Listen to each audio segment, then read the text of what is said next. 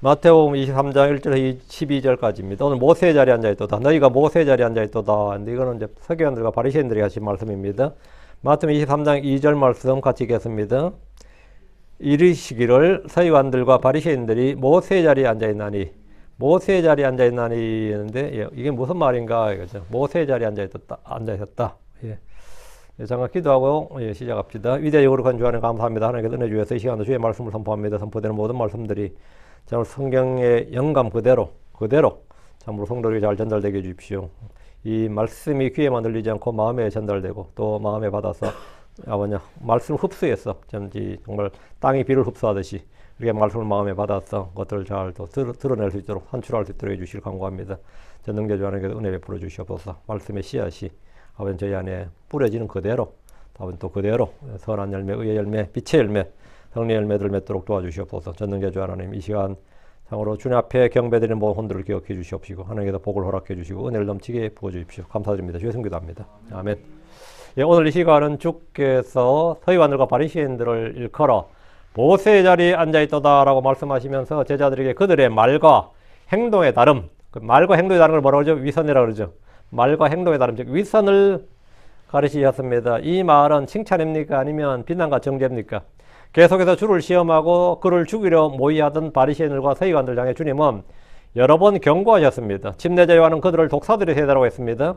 주께서는 그들을 위선자라고 하셨고 그들의 탐욕을 정죄하셨습니다. 주께서는 그들을 거짓 예언자요 겉모습은 양이지만 속은 약탈하는 이리들이라고 하셨습니다. 또 회칠한 무덤이라고 하신 적도 있고요. 그들이 주께 와서 표적을 구했을 때 악하고 음란한 세대로 정죄하셨고 높은 자리에 앉기를 좋아하는 자들, 사람들로부터 존귀와 명예와 영광을 구하는 자들, 비뚤어진 세대라고 말씀하셨습니다. 그래서 지금도 바리새인 또는 바리새적이라고 말하면 겉과 속이 다른 위선적인 사람들이란 뜻으로 통용됩니다. 일상 언어에서 여러분 사전 찾아서 페로시를 찾으면 그 위선자란 뜻이 겉과 속이 다른 사람들 이런 뜻이란 말이죠. 자, 본문 보겠습니다. 23장 1절. 그때 예수님께서 무리와 그분의 제자들에게 이야기하셨더라. 주께서 율법사에게 가장 큰 명령에 대해 말씀해 주시고 무리와 그분의 제자들에게 이야기하였습니다. 이제 바리새인들이 바리새인들이나 사두개인들 율법사들이 그분께 나와서 질문하는 일이 없었습니다. 주를 시험하러 물었고 올무를 걸려고 했던 사람들이 그분의 말씀에 잠잠해졌기 때문입니다. 그들은 말로는 예수님을 이길 수 없다는 점을 확실히 알게 되었습니다. 그 주님은 이제 대화의 대상이 무리들과 제자가 된 거죠. 자, 2절 말씀하시되 서기관들과 바리새인들이 모세의 자리에 앉아있도다. 주님은 무리와 제자들에게 서기관들과 바리새인들에 대해 말씀하셨는데 이것은 잘못하면 남의 이야기를 한다, 뒷담화를 한다, 다른 사람들 비난한다고 욕먹을 수 있는 일입니다. 사람들 모이면 다른 사람 이야기를 잘 합니다. 모이면 누구 이야기 하겠어요? 주로 다른 사람 이야기 하지. 대화의 주제가 주로 다른 사람 이야기 아니면 일 이야기죠. 일 이야기입니다. 대화가 통한다는 사람들끼리 만나 이런저런 이야기를 하면 나쁠 것은 아닌데, 나쁠 것은 없는데 크리스천들의 대화의 주제는 늘 예수 그리스도고 성경입니다. 그러다 보니까 교회 이야기가 나오고 또 다른 성도들의 이야기를 하게 됩니다. 사람들이 외모를 따라 판단하고 평가하는 그런 말을 합니다. 주님은 서기관들과 바리새인들에 대해 무리들과 제자들에게 말씀해 주셨는데 그들에 대해서 좋은 이야기를 했을까 아니면 나쁜 이야기를 했을까 생각해 보십시오. 주님은 백부장의 믿음을 칭찬하셨습니다. 주님은 수로보니게 여인도 칭찬하셨습니다. 그분은 헤롯에 대해서는 여우라고 하셨습니다. 바리새인들에 대해서는 위선자들, 회칠한 무덤이라고 하셨고 너희 뱀들아 너희 독사들의 세대야 이렇게 말씀하셨습니다. 이것은 쌍욕 그 이상입니다.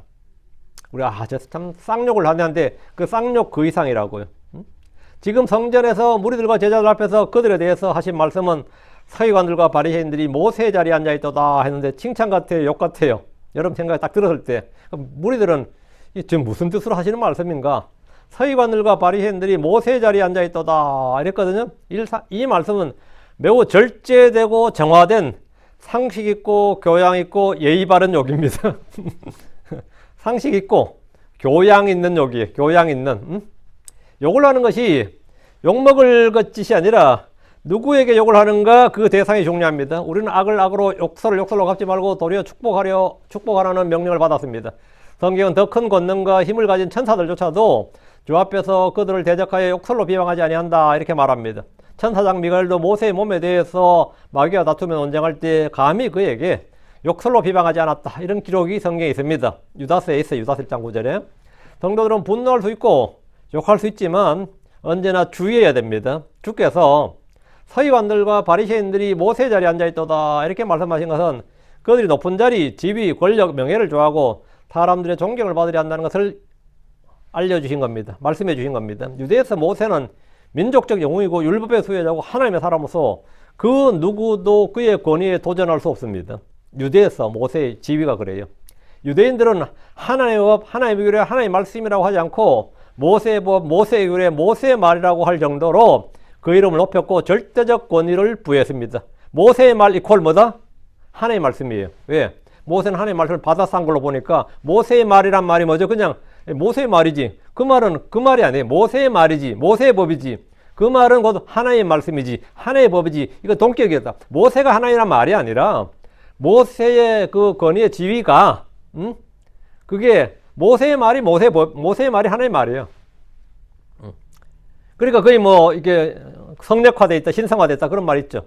모세의 자리란 말은 바로 그런 절대적 권위와 신적 권위를 나타내는 자리입니다. 주께서 서기관들과 바리새인들이 모세 자리에 앉아있다고 하셨는데 이게 무슨 뜻인지 한번 생각해 보십시오. 모세는 율법을 받아서 백성들에 전달해 준 사람, 율법의 수여자죠. 율법의 수여자입니다. 그는 율법의 제정자가 아니라 율법의 제정자는 하나님이고 율법을 받아서 준 수여자죠. 율법 수여자, law giver. 율법을 주신 분인데 사실 율법이 하나님 주셨지. 하나님 모세에게 주셨고 모세는 백성에게 주셨다고. 그런데 그리고 이 모세는 그 율법을 받아와서 그걸 읽어주었어요. 백성 읽어줬죠. 읽어주고 가르쳐 줬습니다. 서기관들과 바리새인들이 유대사에서 이런 역할을 했습니다. 율법을 읽어주고 가르쳐 준다.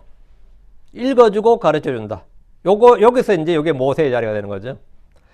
서기관들과 바리새인들이 율법을 해석해주는 해석자 역할도 했습니다. 안내자라고. 율법의 안내자 역할도 하고. 그들은 백성들이 율법을 가르치는 교사요, 스승으로 생각했고 그런 사람들로 자처했고 또 민중도 다 그렇게 인정을 했어요. 인정했습니다. 인정 안 하면 뭐 문제 안 되지. 인정을 했다고 그렇게. 그 사람들은 뭐다? 율법을 안내해주는 사람, 율법을 읽어주고 가르쳐주고 해석해주고 판단하는 사람 이렇게 했었죠.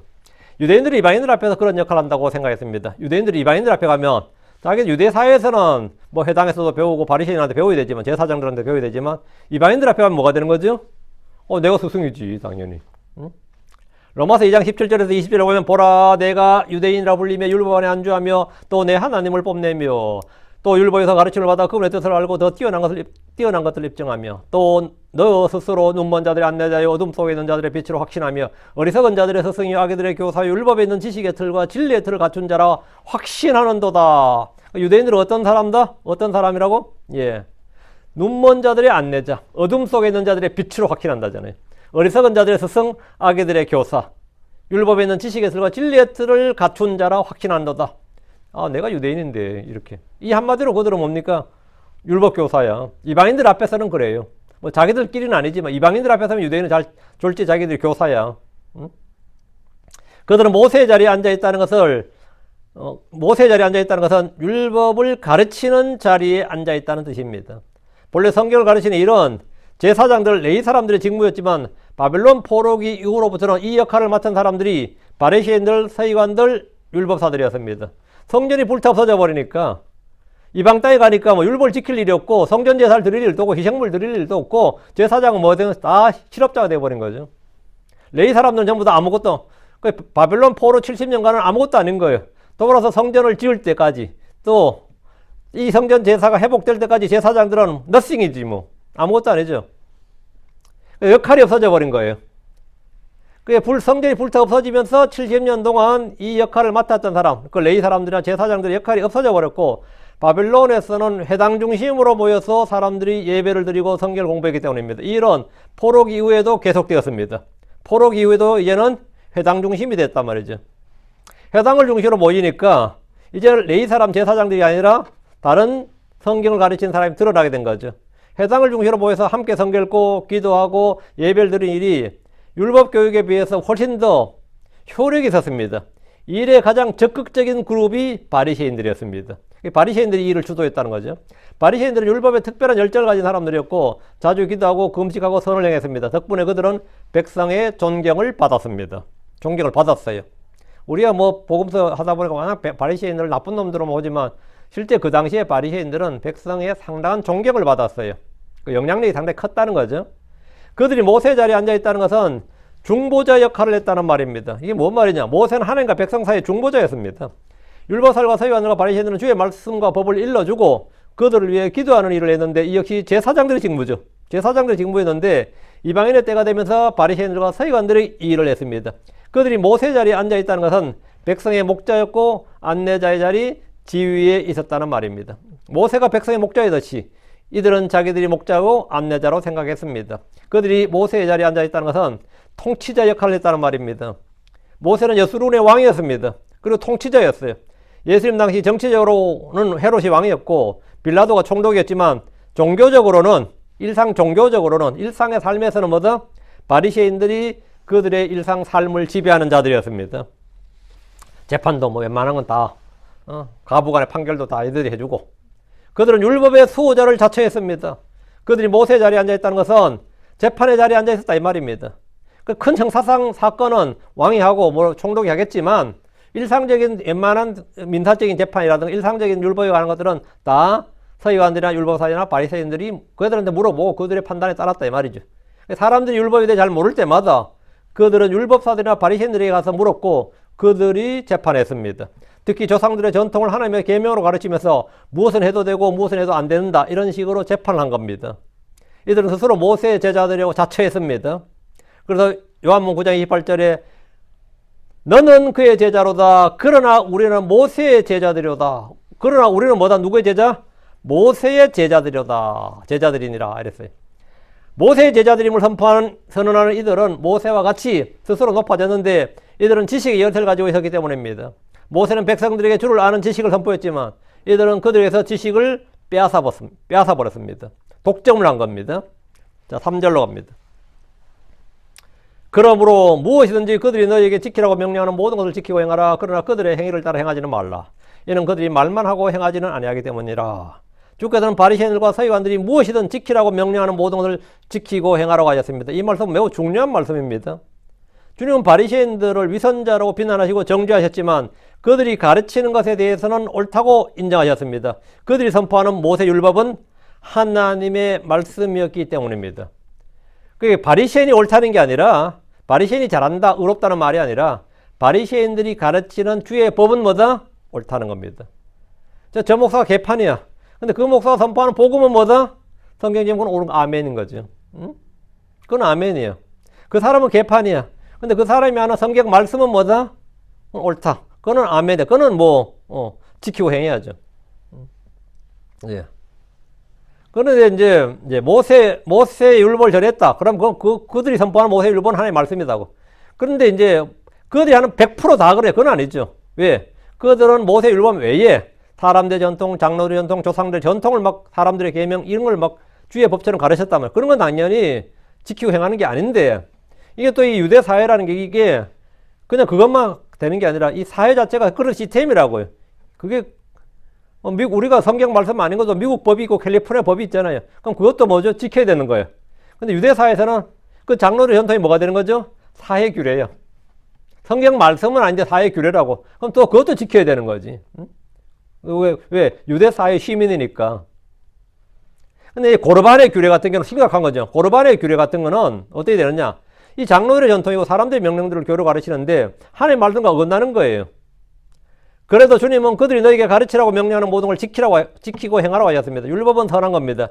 율법은 거룩한 겁니다. 율법은 영적인 겁니다. 오늘 크리스천들 중에는 율법을 악하고 육신적이고 심지어 지켜서 행하면 안 되는 것인 줄로 아는 사람들이 있습니다. 주께서 서기관들과 바리새인들이 지키라고 명령하는 모든 걸 지키고 행하라고 하신 것은 율법 준수는 유대인들의 의무였고 특권이었기 때문입니다. 주께서 제자들에게 무엇이든지 내가 너에게 명령한 모든 것을 지키도록 그들에게 가르치라. 뭐 어떻게 가르치라는 거예요? 주님이 명령한 모든 것을 지키도록 가르치라. 지키도록 가르치라. 그리고 보라, 내가 너희와 항상 심지어 세상 끝까지 너희와 함께 있느니라. 아멘. 주의 명령들을 가지고 지키는 자들이 주를 사랑하는 자들입니다. 주를 사랑하는 자는 주의 말씀들을 믿는 자, 아는 자가 아니라 지키고 행하는 자입니다. 바리새인들의 가르침은 사두개인들의 교리와 달리 지키고 행해야 될 주의 말씀들이었습니다. 다시 3절. 그러나 그들의 행위를 따라 행하지는 말라. 이는 그들이 말만 하고 행하지는 아니하기 때문이라. 이게 뭐죠? 말과 행위가 다르다 이거예요. 그들이 말한 대로 행하지 않는다 이거예요. 이게 위선이죠.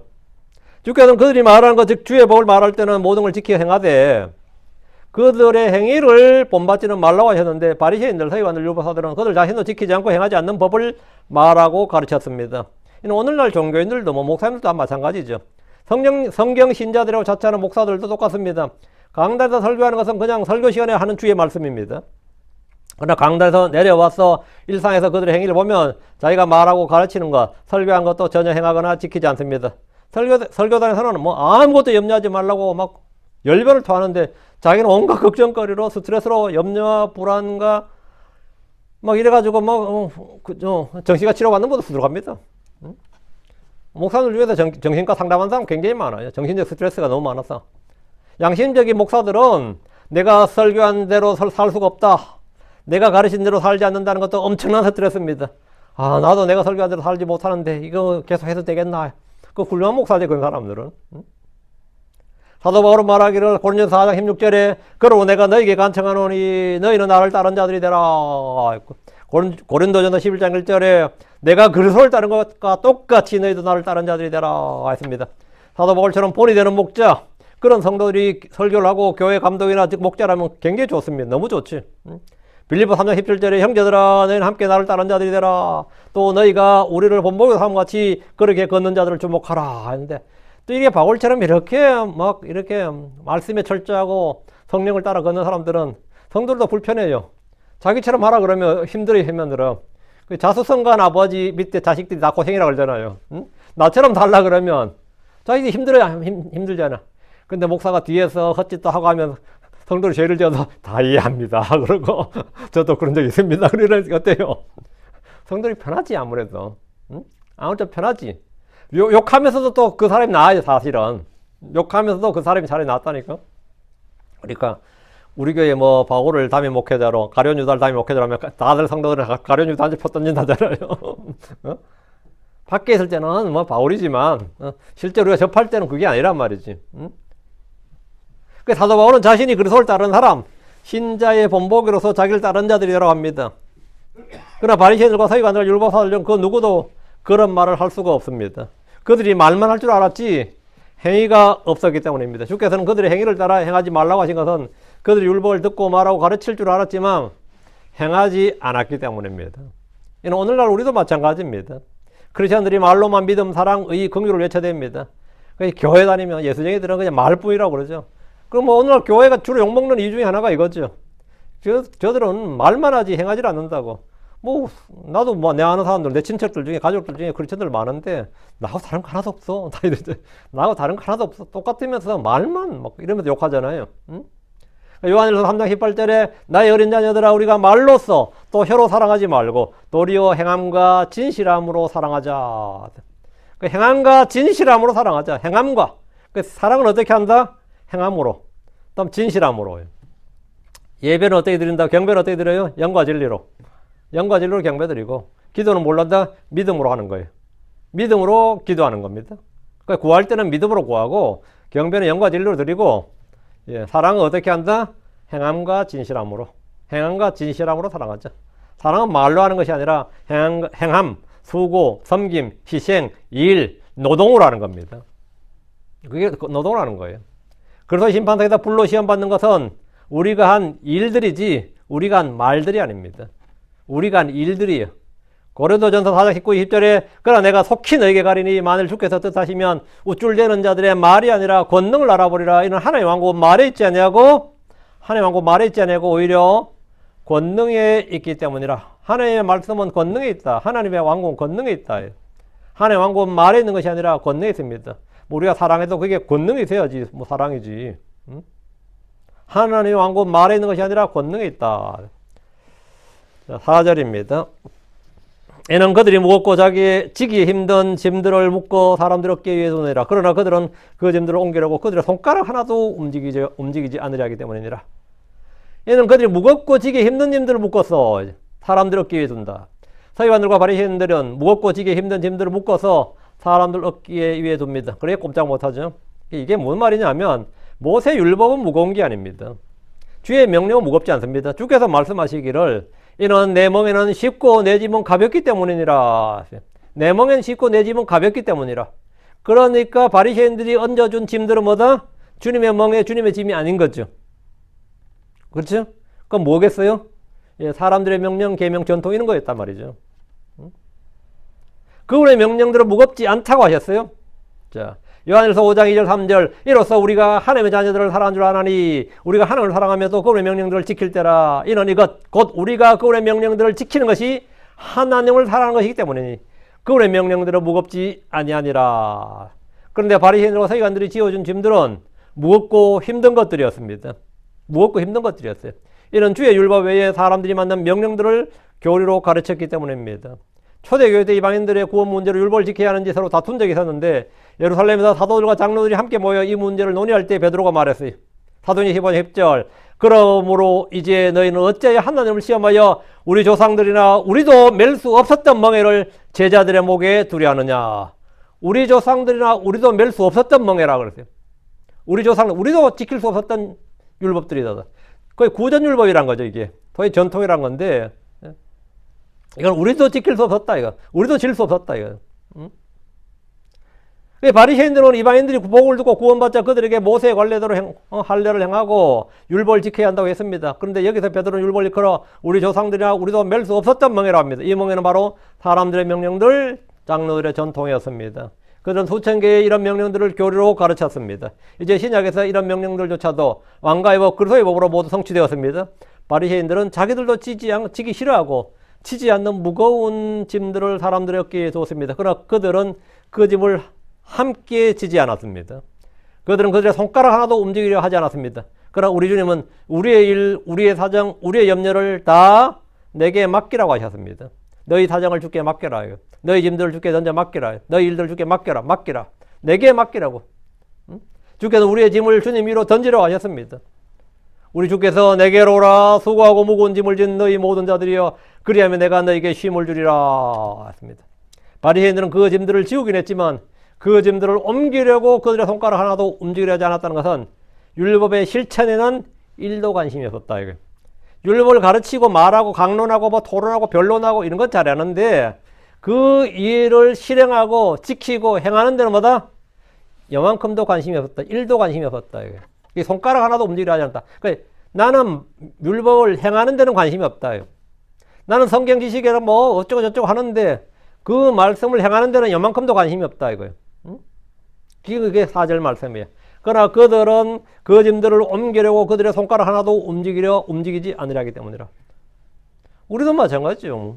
하나님 말씀 알고 듣고 뭐 서로 이야기하고 뭐 싸우고 뭐 논쟁하고 이런 거 커피잔 앞에 놓고 뭐 말하는 건 좋지. 이야기하는 건 좋고 누구하고 싸운 것도 뭐 말 잘하는 사람들은 즐기지. 즐기죠. 근데 그 말씀을 따라 뭐 내가 희생하고 섬기고 뭐 내가 믿음의 행위, 사랑의 수고를 해야 된다 이러면 뭡니까? 뭐 내 돈 들고 내 시간 들고 내가 힘든 일을 요구하면 움직이려 하질 않는다고요. 그들은 율법을 활용해서 개종자들 얻고 가부들의 집을 약탈하고 사람들의 일상 일들의 판단을 내리고 그들의 믿음을 지배하는 교권적인 일에는 관심이 있었는데 율법 준수에는 아무런 관심이 없었습니다. 오늘 크리스천들이 직장이나 사회생활할 때 주의 말씀이나 그들이 배운 교리에 조금도 관심이 없는 것과 마찬가지입니다. 조금도 관심이 없어요. 미국처럼 크리스천들이 많은 나라에서 어떻게 동성애가 합법화가 되고 낙태가 합법이 되고 남자를 남자라 부르지 못하고 여자를 여자라 부르지 못하느냐 이거예요. 남자를 남자라 부르지 못해 여자를 여자라 부르는 것이 죄가 되고 불법이 되어버렸다. 이제 더러 물어봐야 돼. 남자세요? 이렇게 물어봐야 된다니까. 그런데 그런 것을 정책으로 주요 정책으로 법안으로 만드는 그런 그 좌파 정치 집단 정치인들을 지지하고 표를 주고 있습니다. 누가 표를 준 거예요? 누가 표를 준 거냐고. 그런 사람들만 그들이 표를 줬다면 됐어 오케이인데 누가 표를 줬냐고. 크리스천들이라고 하는 사람들이 표를 주는 겁니다. 미국의 크리스천이 2억이 넘습니다. 근데 그들을 지지하고 표를 주기 때문에 그런 애들이 득세라는 겁니다. 교회 와서 하나님의 사랑을 외치지만 정작 불법을 지지하다 보니까 지금 이런 세상이 된 겁니다. 지금 세상이 왜 이렇게 됐죠? 세상이 악하다, 세상이 더럽다, 세상이 미쳐 돌아간다, 뭐 이상하다 하는데 그런 세상을 선택하고 만들어간 것은 외계인이 아니고 저 남의 나라 사람들이 아닙니다. 그들 자신이 스스로 선택하고 지지한 결과입니다. 니들이 선택한 거라고. 니들이 지지한 거라고. 남이 선택하고 지지한 거 아니에요. 응? 바이든을 누가 지지했냐고. 미국 사람이 지지했지 뭐 러시아 사람이 지지했어요. 중국 사람이 지지했냐고. 물론 중국이 지지하지. 지금 이번에도 마찬가지고 누가 민주당을 누가 지지하냐고. 크리스천들이 지지하잖아요. 응? 그 어린이 도서관에 말이죠. 동서의 책장을 쫙 거기 하는데 그 결정권자가 누구냐고. 일반 포르노 소설은 뭐 갖다 놓는 게 금지되는데 왜 동서의 책자는 왜 갖다 놓는 게 합법이고 빼면 금지가 되냐고. 그 책을 응? 그런 비상식적인 이의를 대체 누가 지지했냐고. 그런 인간들을 누가 지지하고 누가 선택했냐고요. 응? 크리스천들이 다 지지한 겁니다. 응? 크리스천들이 지지 안 하면 그리 있을 수가 없어요. 응? 그래서 그놓고는 뭐 세상이 미쳐 돌아간다고. 지가 미쳐 돌아가는 것을 선택한 거라고. 세상이 왜 모양입니까? 그건 너의 선택의 결과지.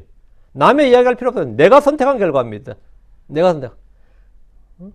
왜 이스라엘이 바로 가나안 땅에 들어가지 못한 겁니까?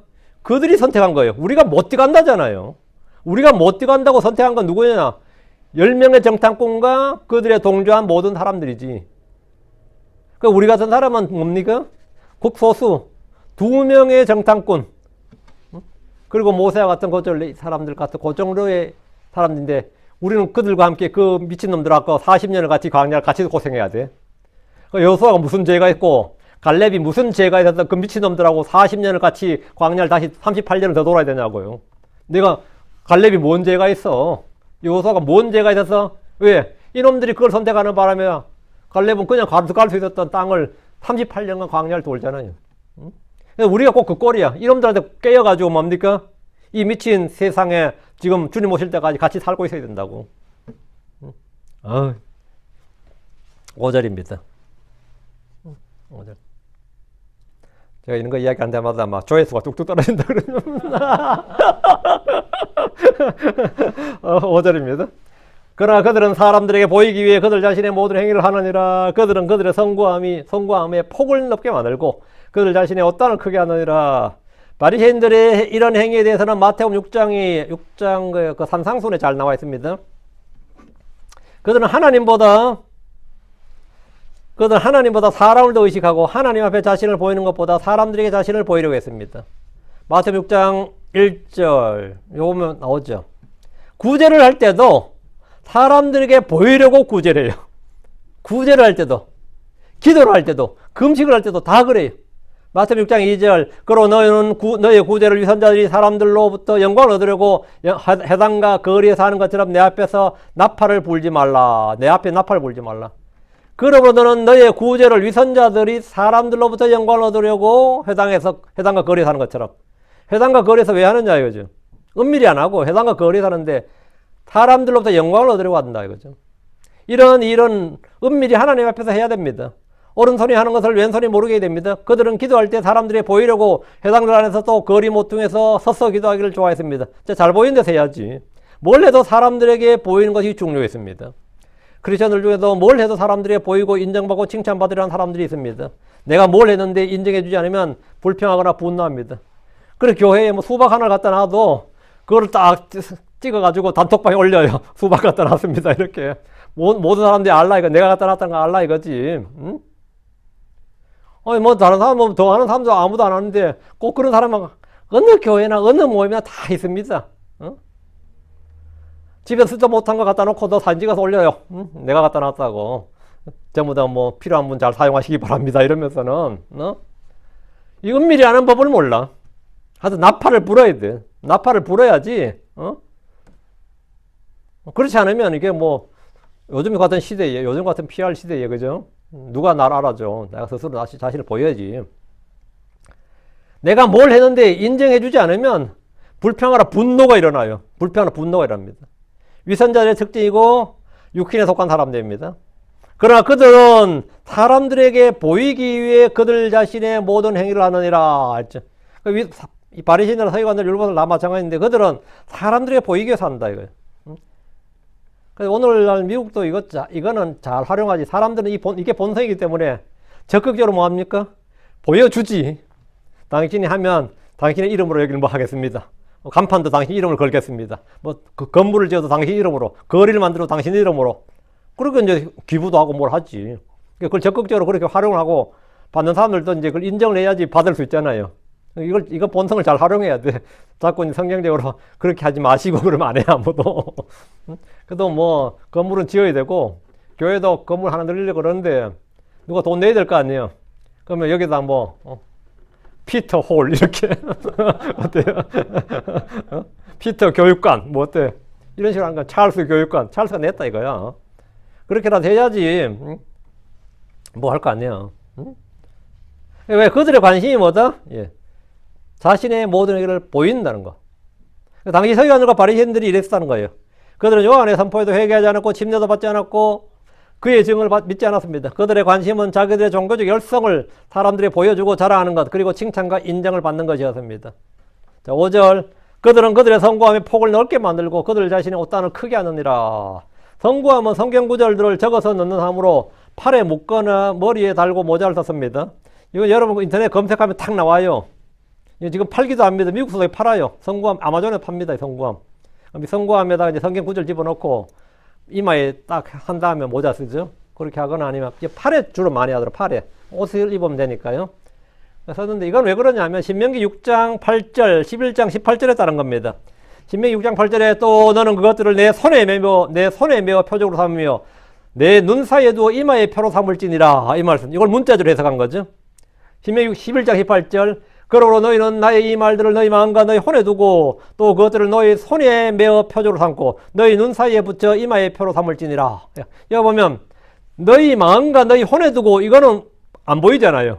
이 말씀들을 너희 마음과 혼에 두는 건 안 보이니까 뭐 하는 방법은 그들 안 해도 아무도 못 볼 거고 뒤에 그것들을 너희 손에 메어 표적으로 삼고 너희 눈 사이에 붙여 이마에 표로 삼을지니라. 이건 지금도 하고 있습니다. 웬만한 이제 뭐 정통파 유대인들이라 한 사람들은 다 이거 지금도 해요. 현대도 지금 하고 있는데 이 말씀을 이제 문자 그대로 적용해서 성구함을 만들었는데 율법을 잊지 않고 기억하여 행하기 위함입니다. 이 목적이.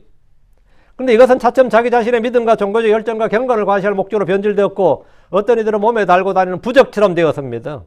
그래서 잠을 잘 때도 성구함을 몸에 지닌 채 잠을 자는 사람들이 많았습니다. 그러나 정작 말씀을 두어야 할 곳은 그들의 몸이 아니라 그들의 혼, 그들의 마음이었습니다. 그들의 생각이라고요.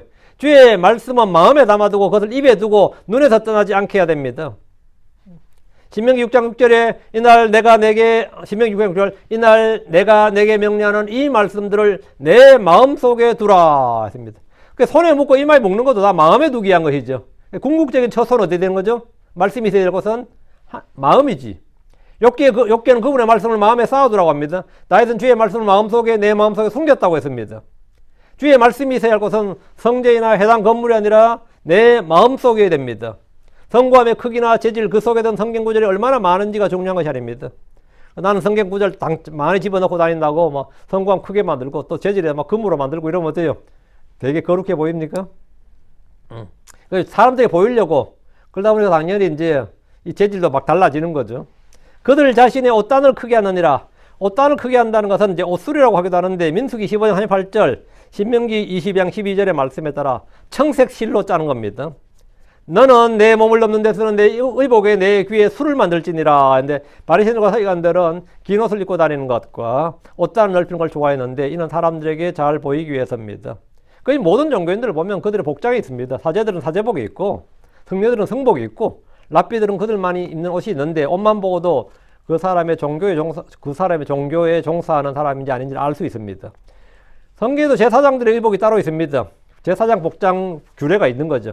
서기관들과 바리새인들도 그런 식으로 자기들을 이제 보이는 옷이 있었습니다. 로마 가톨릭의 사제들도 자기 긴 옷과 옷단을 넓힌 옷을 입고 개신교 목사님들도 이제 이렇게 그냥 입고 하니까 좀 위험이 안 선단 말이지. 그래서 목사님들 지금도 설교 자리에 설 때, 뭐, 옷 입는 사람도 있죠. 장로교 목사님이랑 감리가 많이 있어요. 지금도, 현재도. 근데 뭐, 성가대까지 입히잖아. 성가대까지 하여튼 뭐, 성가대 대원복이라고 입혀요. 그래서 따라 하는 건데, 옷장을 굉장히 넓게 해가지고 이렇게 따라 하는 건데, 그렇게 한다고 뭐 더 경건하고 더 거룩한 건 아니에요. 이제 그렇게 보이려고 하죠. 6절. 그리고 잔치들에서는 맨 윗자리들과 회당들에서는 으뜸가는 자리들을 사랑하느니라. 그러니까 유대에서 서기관들과 바리새인들이 받는 대우는 이제 이 당시에 제사장들 이상이었다는 거죠. 장로들과 랍비들 같은 대우를 받았던 것으로 보입니다.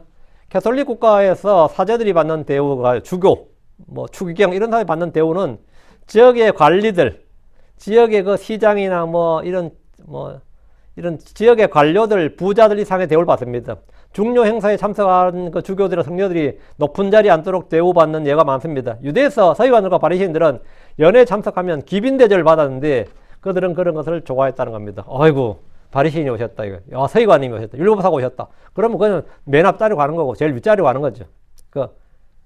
가는 건데 뭐 유대교든 캐톨릭이든 개신교든 무슨 종교든 간에 그들의 종교가 권력이 되고 그 종교가 명예가 되고 돈이 되는 순간 그런 사람들은 직책이 무엇이든 위선자들이 되고 약탈하는 이리들이 되고 맙니다. 그 초기 이 성경신자들 말 초기에 그리스도교 예수를 믿는 사람들은 어땠을 것 같아요? 어디 가나 대접받는 게 아니라 어디 가나 멸시와 무시를 받는 사람들이었죠. 노출되면 신변에 위협이 있는 사람들, 이런 사람들이 기독교인이었다고, 크리스천들이었단 말이죠.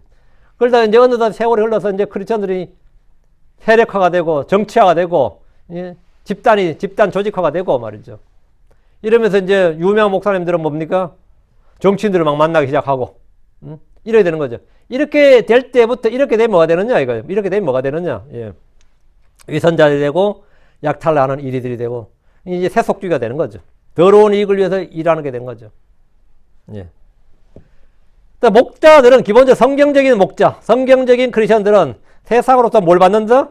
미움을 받는 사람들이에요.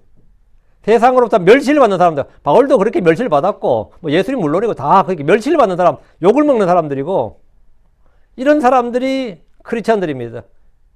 근데 이상하게 나는 세상에 존경을 받아, 인정을 받아. 그럼 그 사람은 가짜란 뜻입니다. 가짜란 뜻이에요. 목자들은 양들 위해 군림하는 자들이 아니라 본이 되어야 됩니다. 억지로가 아니라 자원해서 더러운 이익을 위해서 하는 것이 아니라 일하는 것이 아니라 준비된 마음으로 일해야 됩니다. 베드로전서 5장 2절에 너희 가운데 있는 하나님의 양떼를 모이고 감독하되 억지로 하지 말고 오직 자원해서 하며 더러운 이익을 위하여 하지 말고 오직 준비된 마음으로 하라.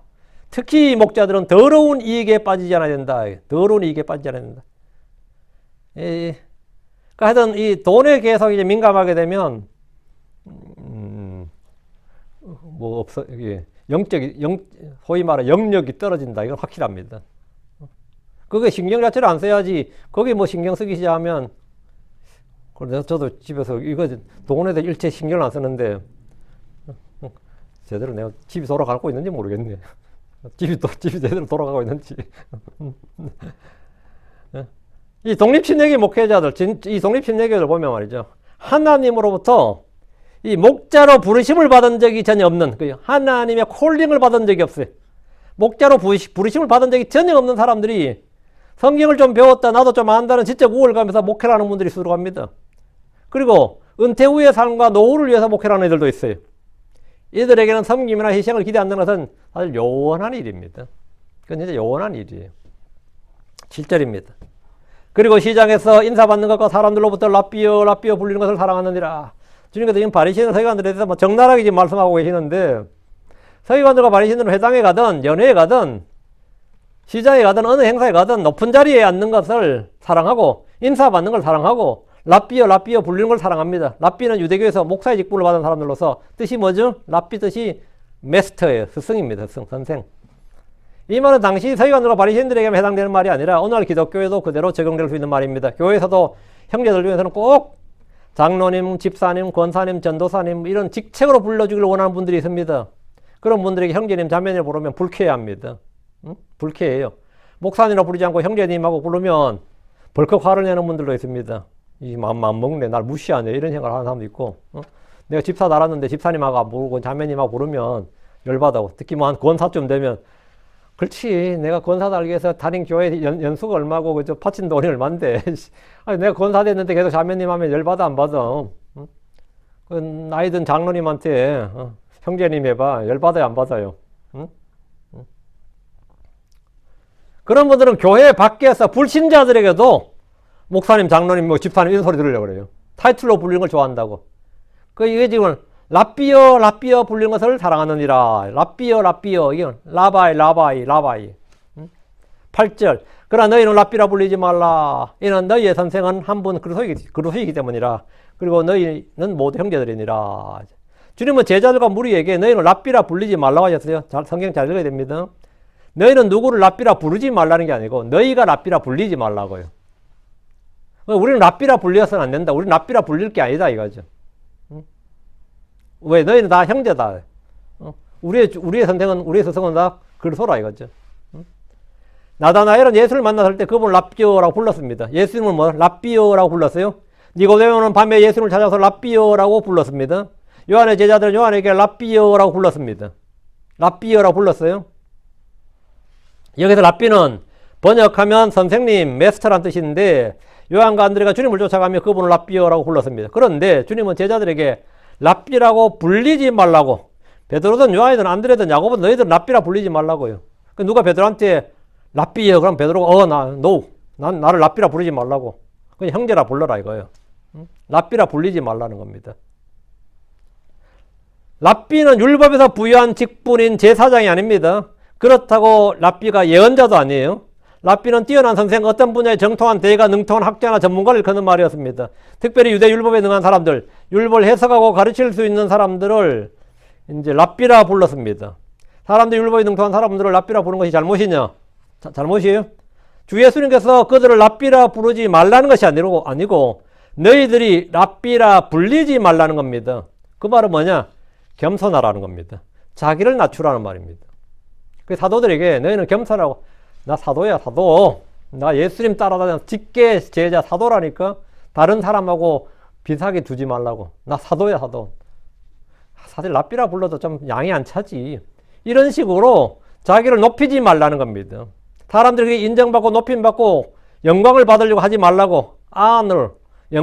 존귀를 받으려고 하지 말라는 겁니다. 겸손하라 이 말이에요.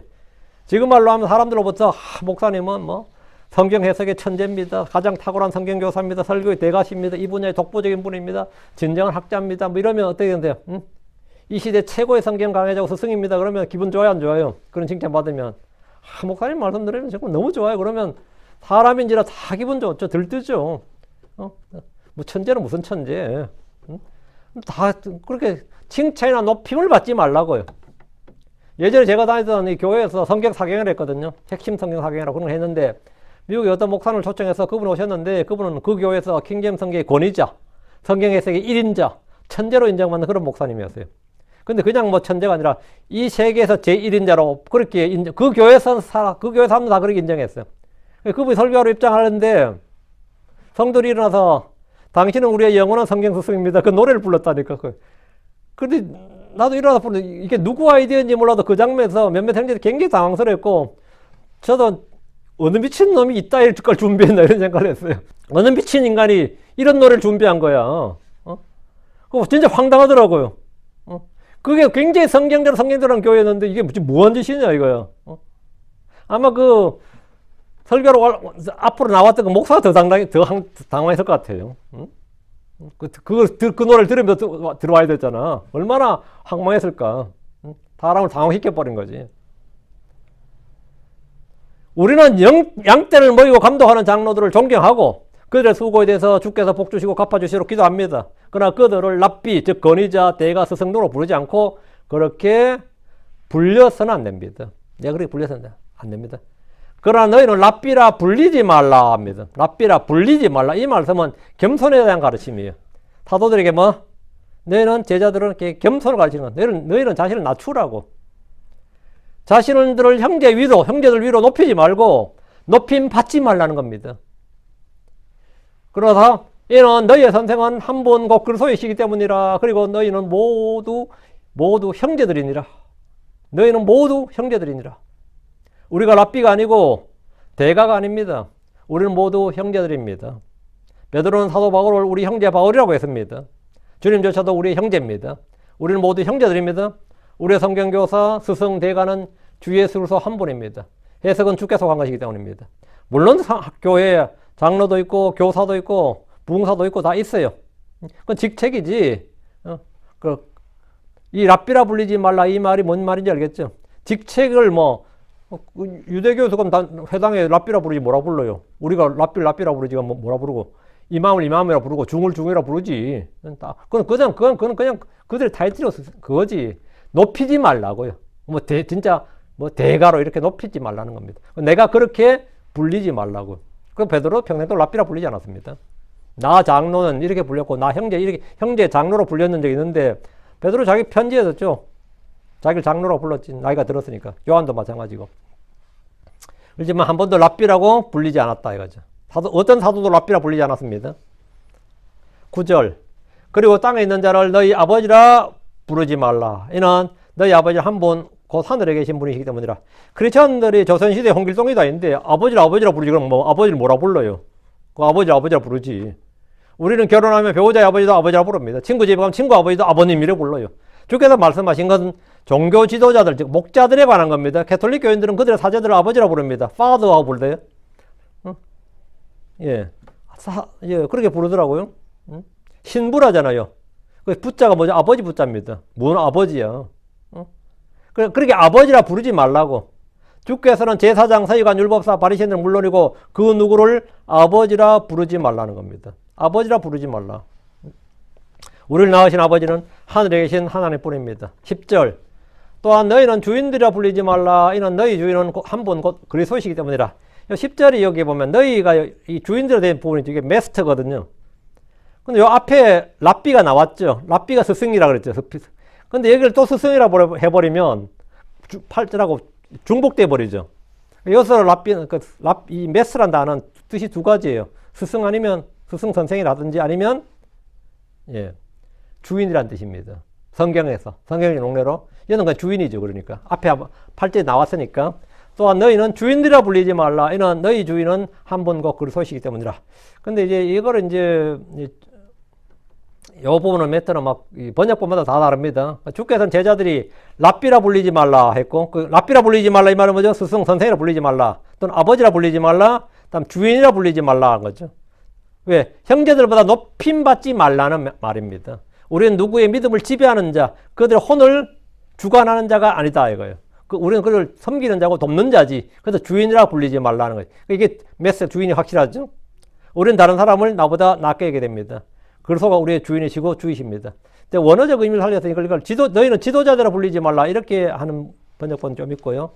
여기서 그냥 또 그대로 스승이라고 번역한 것도 있고 안내자, 리더 이렇게 번역한 분도 있고 번역본마다 이게 다 다릅니다. 그래서 여기서 정확한 의미는 또한 너희는 주인들이라 불리지 말라. 이는 너희 주인은 한 분 곧 그리스도이기 때문에 우리의 주인은 당연히 뭐죠? 한 분 그리스도지. 우리 복음정 여기는 어떻게 됐냐 10절에 이제 스승들아 불리지 말지. 이렇게 하면 이제 이 근본역하고 아마 표킹이 아마 스승으로 보내야 될 것 같은데요. 이렇게 하면 이 앞에 8절하고 반복됩니다. 부딪힙니다. 8절에 랍비라 불리지 말라 이게 나왔기 때문에 8절이 뭐죠? 8절에 이미 나왔죠. 8절에 랍비가 뜻이 이는 너희 선생님 이렇게 나오기 때문에 여기서는 주인이 맞습니다. 11절. 그러나 너희 가운데 가장 큰 자는 너희 종이 될지니라. 이 주님께 왜 이렇게 말씀하시는 11절에 바로 나오죠. 11절, 12절에 나오죠. 해석이 나오죠. 주께서는 바리새인과 서기관들의 예를 들어서 그들처럼 사람들이 인정받고 칭찬받고 영광을 받고 높은 자리에 앉기 좋아하고 그렇게 높임을 받으려 하지 말고 사람들이 보이려고 하지 말고 도리어 섬기는 종이 되라 이거예요. 하나님 왕국에서는 군림하는 자가 큰 자가 아니라 자기를 낮추는 자, 섬기는 자가 종이 된 자가 큰 자란 겁니다.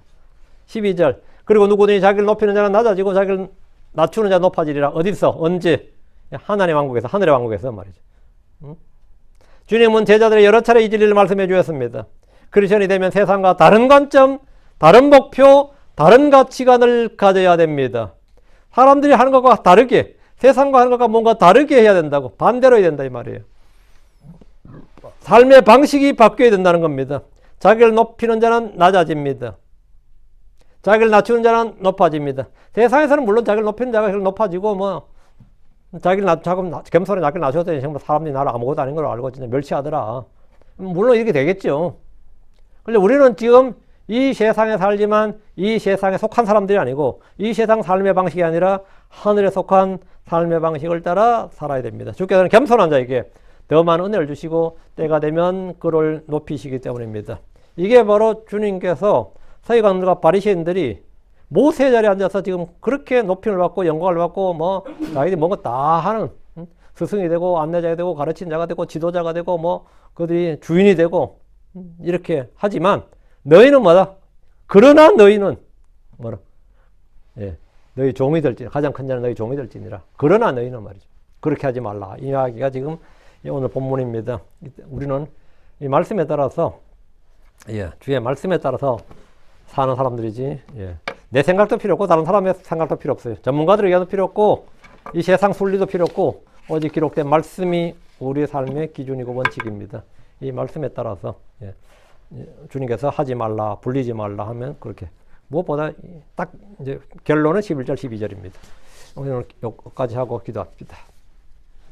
위대하고 건조하는 감사합니다. 하나님 교훈해 주셔서 주의 말씀, 선포된 모든 말씀들이 성도들에게 잘 전달되고 또 성도들이 마음에 잘 받아서 이 땅에서 저희가 이 세상에 사람들의 삶의 방식을 따라 살지 않고 또 자기를 드러내고 높이고 사람들이 보이기 위해서 하는 것이 아니라 주님께서 보시기 합당한 주님의 눈에 또 주님의 영광을 위하여 주님의 의를 추구하고 주의 말씀을 따라 사는 그런 성도들이 되도록 도와주시옵소서. 전능자주 하나님, 말씀을 듣는 모든 혼들이 마음에 그런 선한 결심을 하도록 해주시고 말씀을 따라서 살 수 있도록 도와주시길 간구합니다. 아버지 하나님, 참으로 저희가 이 세상에서 무엇 하나 얻어서 가져갈 것이 없습니다. 그러나 주님 앞에서 인정받는 모든 것들은 저 하늘의 것이 보화가 되고 우리 상속 유업이 되고 보상으로 영광으로 다 저에게 돌아올 줄로 압니다. 전능자주 하나님, 저희가 바로 이런 바른 가치관, 성경적인 가치관을 소유하고 바른 생각을 가지고 살 수 있도록 도와주십시오. 감사드립니다. 주의 성기도합니다. 아멘.